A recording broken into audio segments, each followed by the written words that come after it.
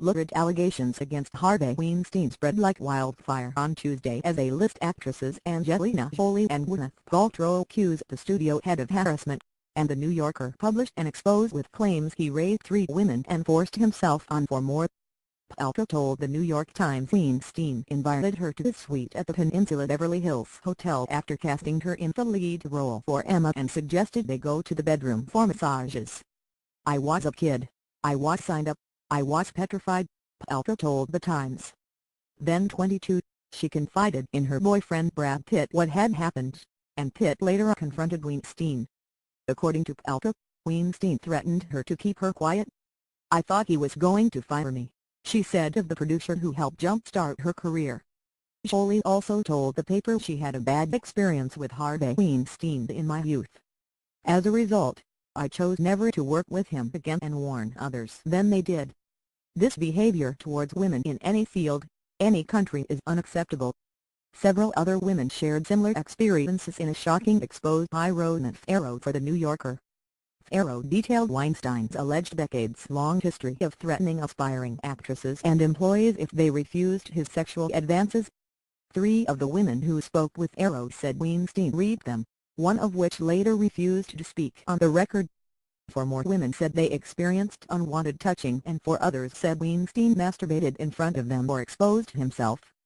Current and former Weinstein Company employees admitted to The New Yorker many at the company knew of Weinstein's behavior towards women and said some employees acted as honeypots to attract women to meetings with Weinstein only to leave the women alone with the producer. One of the more serious allegations comes from Italian actress and director Asia Argento, who alleged that Weinstein forcibly performed oral sex on her.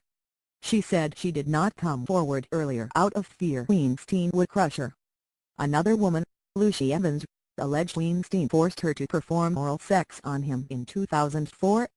Evans was an aspiring actress at the time and had heard rumors about Weinstein's behavior but agreed to meet him at Miramax's New York office after she was told a female casting agent would be present.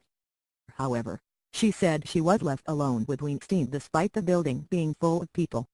"He forced me to perform oral sex on him.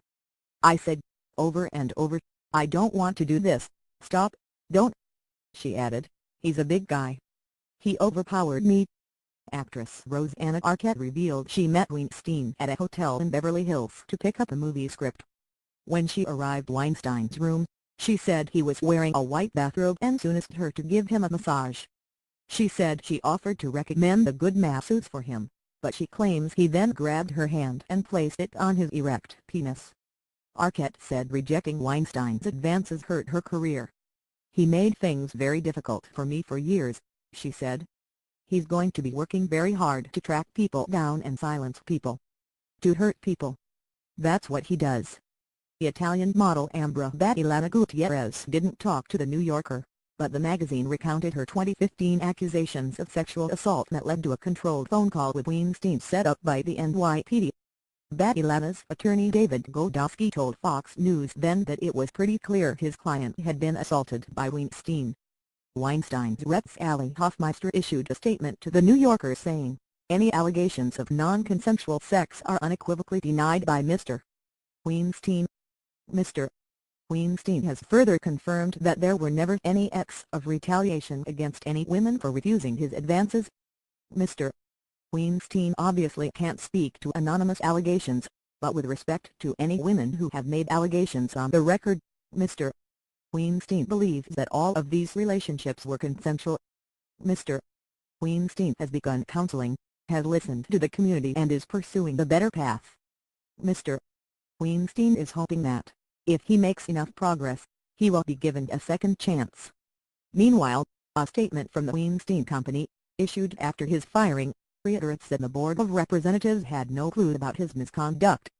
The Weinstein Company's Board of Representatives, Bob Weinstein, Lance McRaw, Richard Koenigsberg and Tarek Ben Palmer, are shocked and dismayed by the recently emerged allegations of extreme sexual misconduct and sexual assault by Harvey Weinstein. These alleged actions are antithetical to human decency.